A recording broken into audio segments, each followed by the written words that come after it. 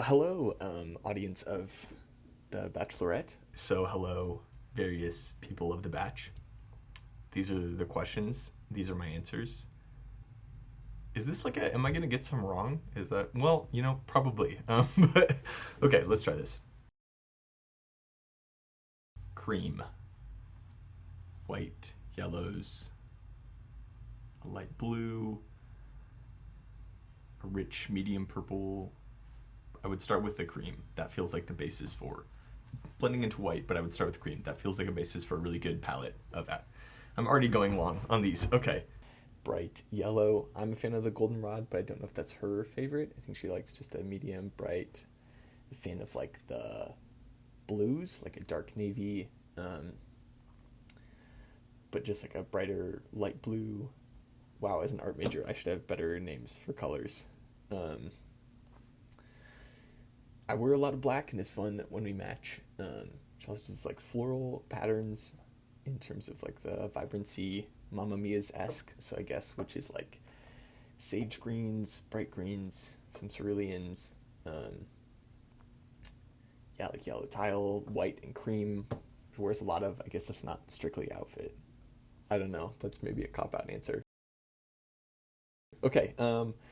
Alex' favorite food. This answer could take me 18 hours to describe. I mean, we could talk about favorite meals, favorite courses, what pairs well, good kinds of mocktails, different flavor pairings, what spices are important. Right now, her current favorite spice is the little flavoring packet that Mateo got for her in Japan. We've been using a lot of that. The list would probably be shorter to say what isn't. When she was young, it was clam chowder, I think, which is crazy.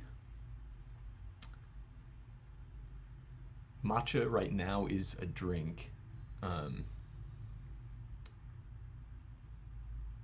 but I feel like she might say like a smashed taco too, with some crispy cheese, some really good jalapeno, habanero, maybe something like that. Allie likes food, and I appreciate that about her, because otherwise I think I would just eat like roast beef sandwiches. This one I think I would critique the question because I don't think her perfect date is just a night, but I think it's a whole day. I think it's waking up early, seeing the sunrise over a lake, going on a long walk around it, having time to read, and then having a big brunch with all her friends. So probably all the people she's sitting around right now, um, and maybe going out on someone's boat. She does not have to drive. Someone else can drive. She can just enjoy and chat and um, going to another like Top Chef dinner, maybe exclusively just Top Chef winners serving Allie plates of their favorite plate of food so she could try them all in little tapas style plates. Um, and then maybe discretionary time, whatever she's feeling that day for the afternoon. Top Chef would be in the evening. Afternoon could be like she's feeling reading. If she wants to do movie, I don't know if I should say this at a batch, but like nefarious activities in the evening. Anyway, sorry, you can edit that out. If you probably hosting Top Chef or being a judge, maybe hosting, because then she would get to say and narrate.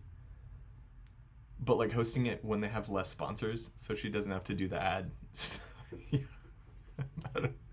At the moment, probably having an agent that gets really big, and sells the book so that she can just write, um, and then the books get big enough, then she can go on book tours speaking about, and so it gets her researched and engaged with the audience, as well as the creative mode of like building the world. And then because we live in capitalism, right, it has to generate enough that you can just sort of live where you are. And so I think if the book makes enough, then she can just do whatever, right? Like making food and Instagram that gets her to go and meet again all the Top Chef contestants. I don't know why I'm stuck on Top Chef. Where would you like to vacation, Allie? I need to ask you this. and then we can go. I guess on our list is Thailand at some point, Banff at some point. Um, Alaska seems like a no based on what we've heard. Um, I'm not sure where else. I don't remember. This one's kind of embarrassing because I just misheard. I think we were in DC, January in undergrad, and we were at sushi. And it's my first time, I think, having the like little sushi that comes along the conveyor belt.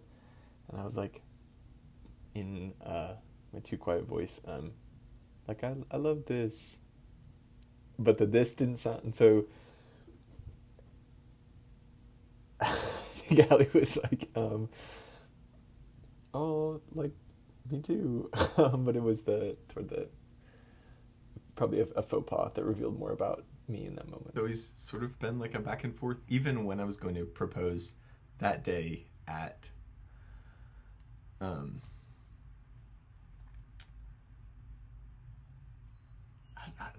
did I just forget the waterfall's name?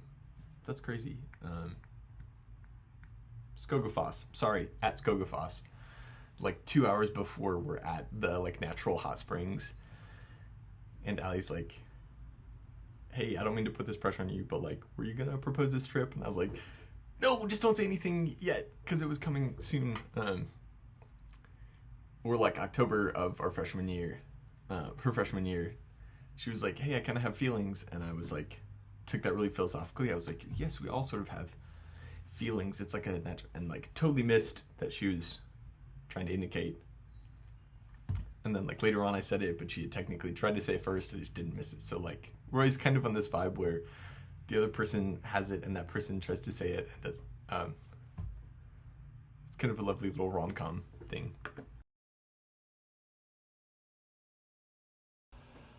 I mean, the Yes book is, I don't know if that's romantic as much as overwhelming.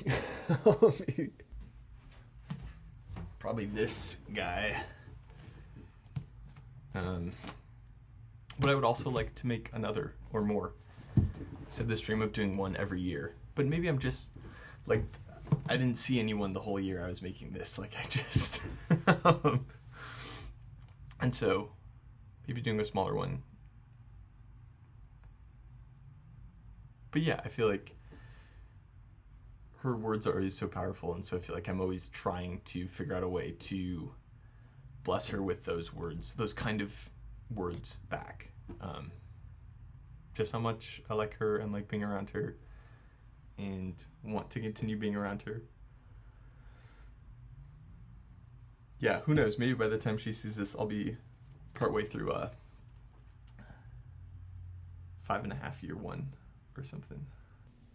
The only way to sustain a relationship 5 years, 10 years, 50 years is like those daily small moments. That it's less the grand gestures of like, hey, I planned our Thailand trip, versus it's like, hey, I got you flowers upon your return, really to make your return something special, or let me give you a back rub at night, or let's go on a walk together, or to like really listen. That like that accumulation really builds something instead.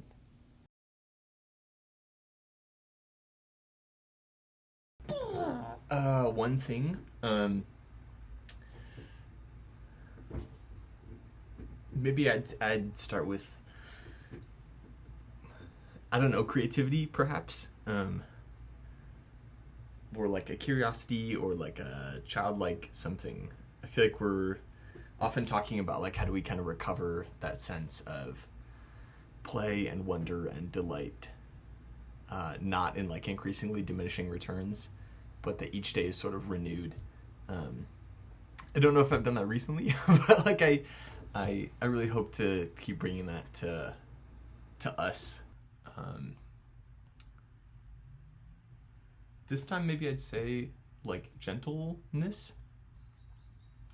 I heard someone describe like being meek as not that you're weak and incapable, but that you choose to restrict your strength. You know, that there's a way to go about the world, treating things with care, that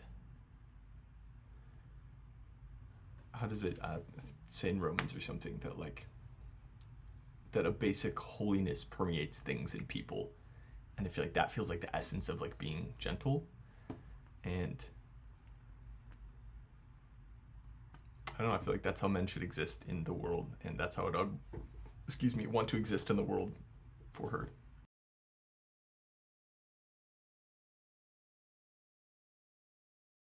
And I was like, actually, it's probably her creativity.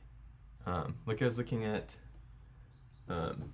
yeah, she's got like a photo booth thing on the desk right next to me that she did in Vancouver, and just like the way that she perceives and creates her sort of creativity in the world, like the aesthetic of videos and photography, and even her handwriting and calligraphy. I have the framed vows from that she wrote on glass in gold that like I've always thought of myself as creative, but I think she really has it, and I love that, right, when she plates something really well, and even just the like making of food and the creation of flavors and the like curation of playlists and the coordination of outfits and paintings and the little right now she's into like embroidering the t-shirts with the little image. So like I think people just like don't see it because she's good at so many other things, but she has this like immense creativity to her, and it just like enriches our whole life. Yeah, I love that you're driven, like biking to the farmer's market this morning, or the things that you sort of bring into our house and achieve for our home and work to build towards. And you wake up with this sort of energy and purpose every day, and it's kind of immaculate to watch. I don't know how you quite do it and quite pull it off, but it's kind of incredible. And I just love her. I love her smile and her cute ears and her piercing blue eyes. I love walking with her and biking with her and talking with her. Just wanted to say that. I can feel myself getting warm. There's your kindness and your compassion and your courage and your beauty and your patience and your love for things and for life and for people. There's no one else I'd choose.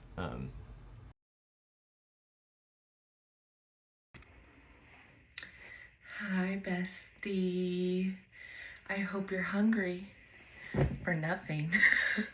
At the time of making this video, I am still pregnant. But I really, really hope you have a wonderful batch. I'm so sad I'm not there, but I hope you have the best time ever. You celebrate hard, and you know I'm gonna go hard in November. I love you, and I miss you so much, and I hope everyone's having a great time. Hello, Allie. I have another message, but this one's not for me. This one is from the reason I'm not there. What do you have to say? Period.